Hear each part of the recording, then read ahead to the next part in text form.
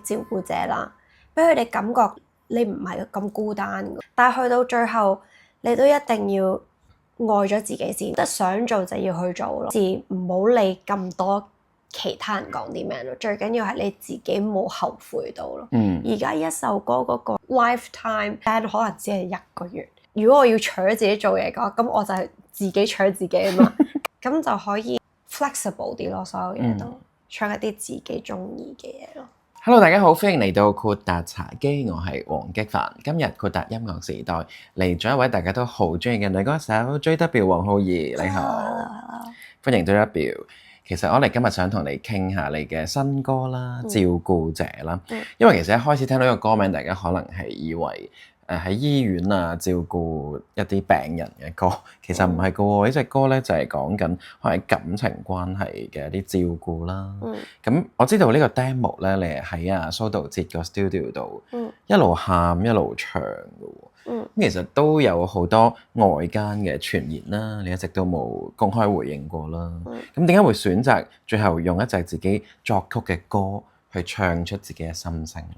其實冇噶，我覺得喺寫緊呢首歌嘅 demo 嘅時候，係咁啱覺得個感情即係有感覺嘅時候，咁所以就約咗蘇道哲出嚟咯。咁就約佢話：我有幾個旋律喺個腦度，可唔可以揾你一齊去 complete 咗首歌咁樣？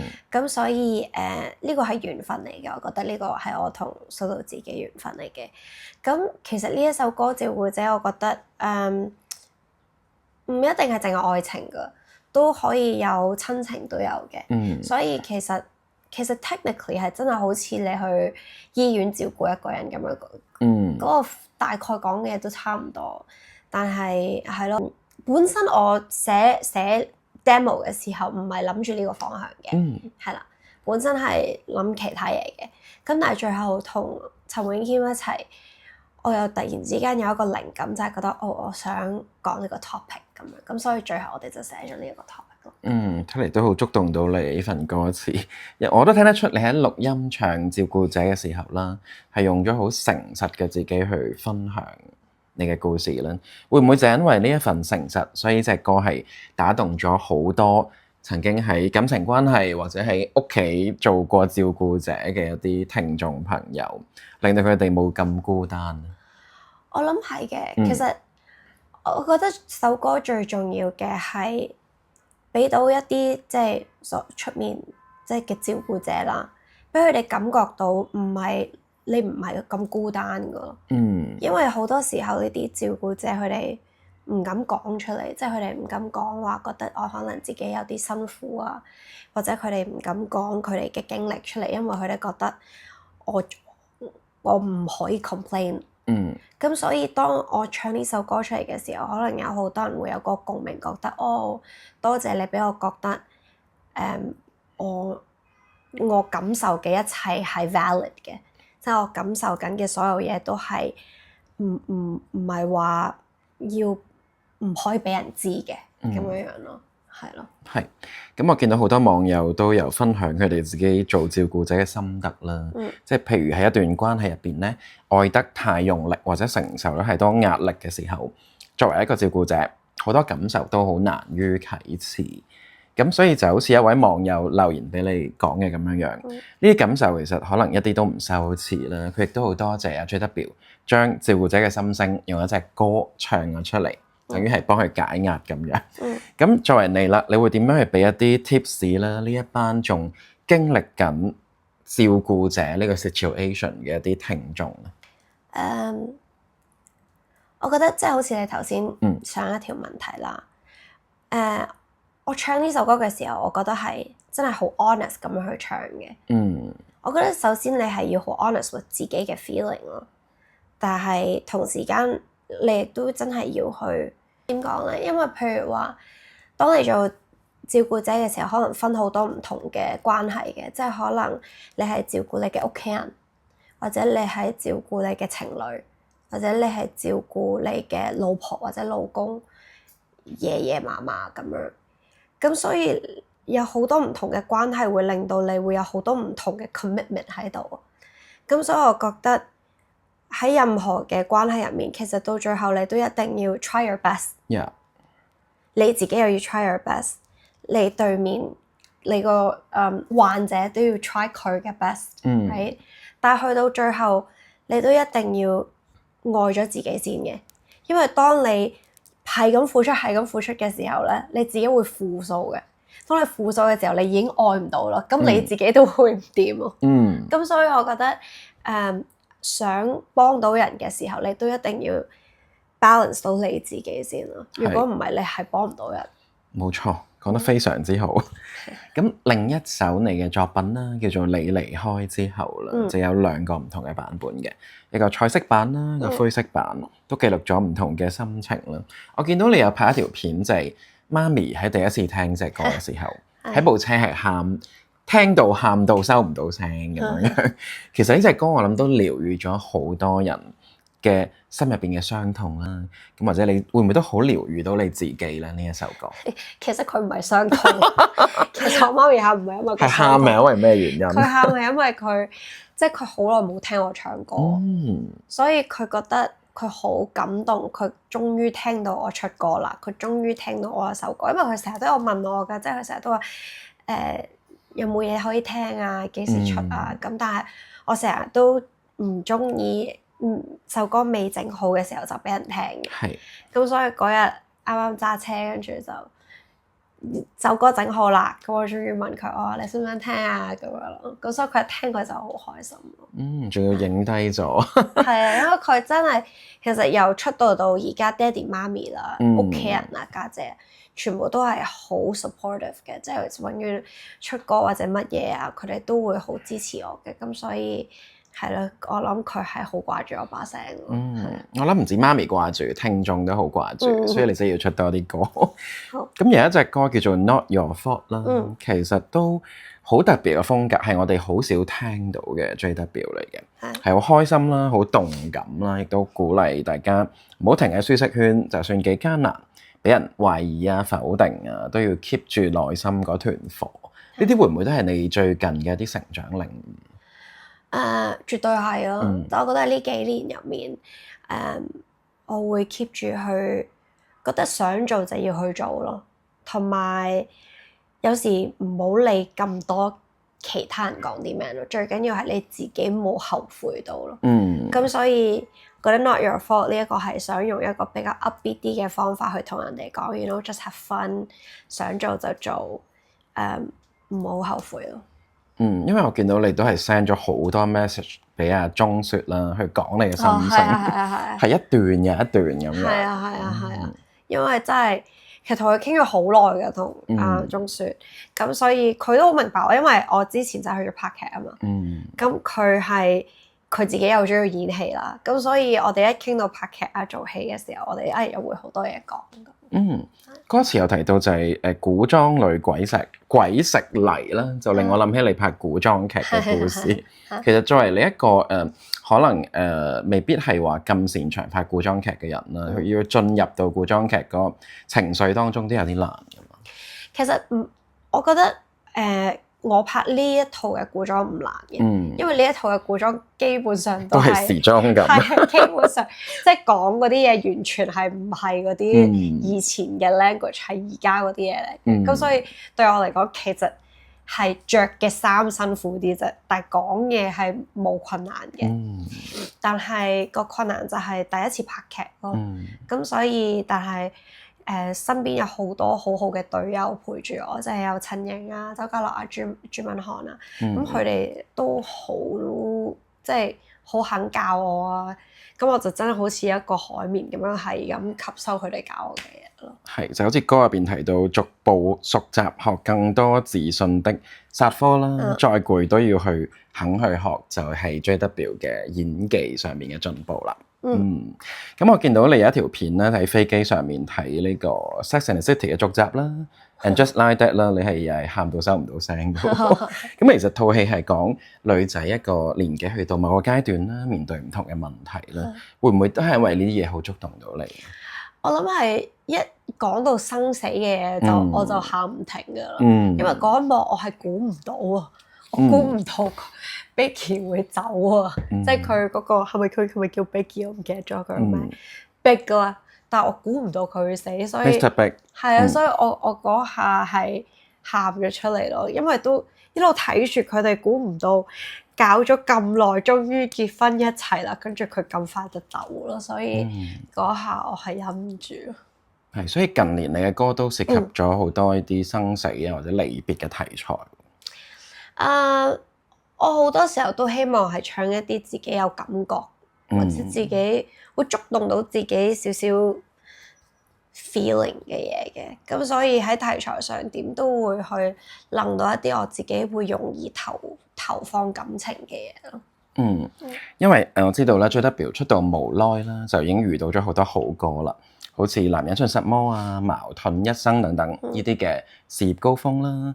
咁但係近2年咧就轉做獨立歌手啦，反而係多咗好多唔同類型嘅音樂俾我哋聽到。咁相信獨立歌手有一件事就係自由度大咗，但係風險可能都會高咗嘅。好似係後邊冇一間大公司去 back up 你咁樣啦。咁自己會點樣去揾到嗰個 balance 咧？因為身為獨立歌手真係唔容易。個 balance 講下啲辛酸事都 OK。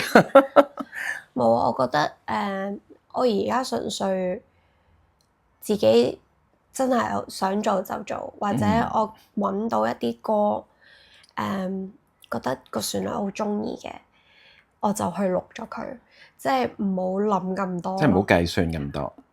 都要計嘅，所有嘢都要計，即係條數要計，但係想做，希望可以照做，但係就同人計數咯。明白。但係我覺得而家因為係自己啦，咁就可以 flexible 啲咯，所有嘢都，即係譬如話 OK，我哋而家嘗試下 Plan A，就係我不停咁出歌，或者我可以試下唔同類型嘅歌，咁睇下佢會有咩反應。但係如果我發現做咁多首歌之後，嗰個市場係點樣樣咧？咁我又要 flexible 啲，因為我自己一個人啊嘛，我唔使要經呢一個部門、下個部門、邊個部門，咁所以我自己一個就覺得 OK，停一停先，再諗咁樣咯。咁所以我係好享受而家呢一個 flexibility 嘅。咁但係自己一個又有一樣嘢好嘅就係，如果我要搶自己做嘢嘅話，咁我就係自己搶自己啊嘛。咁所以我唔會 complain 咯，即係我自己搶自己，做多啲。譬如話呢首歌我要去做多啲唔同嘅宣傳嘅，咁我咪去揾多啲唔同嘅宣傳。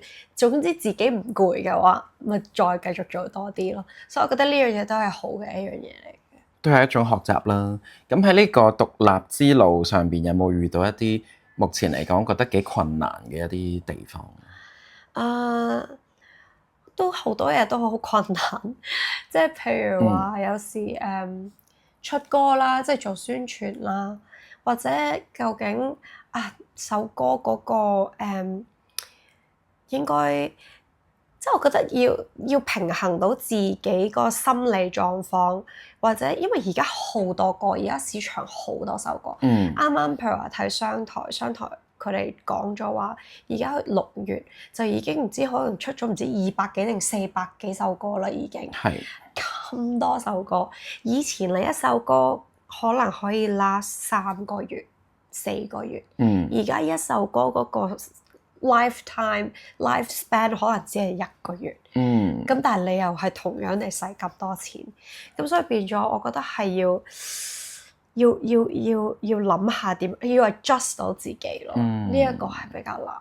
係因為獨立歌手多咗，個 pool 多咗好多人喺度，變咗個競爭大咗啦。係咁有樣嘢都幾矛盾嘅就係，如果提起 JW 咧，可能路人 fans 就永遠都記得《矛盾一生》呢隻歌嘅。咁你嘅心情會唔會有時都幾矛盾啊？即係一方面又想多啲人知道你嘅其他歌啦，但另一方面又唔想大家淨係記得呢一首喎咁樣。我冇，因為我覺得我係 forever grateful 嘅。有矛盾一生呢一首歌，就係有一首大家都識嘅歌，係永遠好過冇啊嘛，係咪？所以我係好感恩嘅有呢一首歌。但係當然我都會好希望可以即係繼續做多啲唔同嘅歌，或者可以可以起碼同佢一樣咁好嘅咁樣，一路嘗試緊咯。但係唔可以成日淨係諗住呢首歌嘅，係因為成日就係諗住話啊，我點樣可以超過佢，或者我點樣可以同佢一樣咁好，咁樣係會反而 limit 咗自己嘅咯。咁所以而家做歌就唔會係咁喺度諗住矛盾心，反而係即係 let go of it。即係佢 OK 咗啦，咁佢繼續擺嗰度，但係我自己就要去諗其他嘢，諗其他嘅方向啊，俾其他唔同嘅嘢刺激到我，去 inspire 到我咯。係咁，喺一啲人建議你做矛盾一生2.0嘅時候咧，其實 JW 已經行多咗好多步啦，去做一啲唔同領域嘅歌，就好似大家前幾年可能聽慣咗你唱劇歌啦，但係近1-2年咧，好多非劇歌嗰個題材嘅 range 非常之廣，對我嚟講就好耳目一新啦。而家嘅 JW，咁你會唔會期待未來呢10年啦，唔好講遠啦，5年咁樣，即係 JW 呢個 music label 可以創立一種點樣嘅音樂 style？我有好多嘢想做，因為我啱啱前日我先同我同事喺度傾，因為我腦入面而家有好多唔同嘅 project 想試啦，有好多唔同嘅人係想合作嘅，咁所以反而而家係諗緊死啦，應該點樣排出嚟咧？係啦，即係1年入面我點樣可以啊？如果我出完呢首慢歌，咁我點樣先可以令到我下一首我好想做嘅嘢？所以有好多嘢想做，咁所以我慢慢咯，係咯，我有時間又喺度，把聲仲喺度，雖然今日把聲有啲差，但係即係我覺得我有好多時間可以俾我慢慢去試唔同嘅嘢，慢慢去即係 have fun 咯，真係。同埋呢個 label 嘅核心係你啊嘛，所以你想做乜嘢先係最重要。係。咁我覺得就好似林家謙寫俾你嘅《13歲的天堂》咁，即係完全唔係情歌嚟嘅，係講一件好大，係講一件好大愛嘅事啦。咁其實呢一類型嘅作品，我覺得喺流行音樂工業都幾冒險下嘅。其實當時點解會咁勇敢去挑戰一啲非情歌嘅題材？其實我係好願意試唔同嘅題材嘅，即係我覺得我唔限死喺愛情嗰度㗎。我覺得只要係一啲我自己都有感覺嘅嘢，我 agree 嘅嘢，我都會去唱。係啊，因為其實我都有同啲朋友傾過嘅。香港喺廣東歌入面啊，點解成日來來去去可能都係唱啲情歌嘅？情塔塔。係啊，但係其實因為廣東歌咧，係真係好着重歌詞，歌詞係好容易觸動到我哋。譬如我哋聽一啲旋律啦，最後都係會想睇翻究竟份詞係講乜嘢咯。所以我覺得廣東歌最得意係呢樣嘢，即係譬如話啊，你聽 K-pop，你聽其他嘅音樂，譬如話英文嘅歌曲啦，好多佢哋會係 beat 行先嘅，或者 chorus 可能不停咁重複同一個字咁樣，就已經 OK 啦。但係廣東歌係真係唔同㗎。廣東歌你可能有好多嘅快歌，一啲 beat 咁樣啦，都唔得咯，唔夠啊！啲人都唔會話淨係因為咁樣中意，佢係真係睇歌詞。係啊，所以我都要好感謝所有同我合作過嘅作詞人，因為廣東歌嘅歌詞係真係唔容易，非常重要。我覺得喺外界眼中，可能就會覺得而家嘅 JW 咧，好似啲歌冇咁 K 喎，又唔係咁容易學識點唱。咁但係其實你係行緊一條自己真係想行嘅音樂路啦。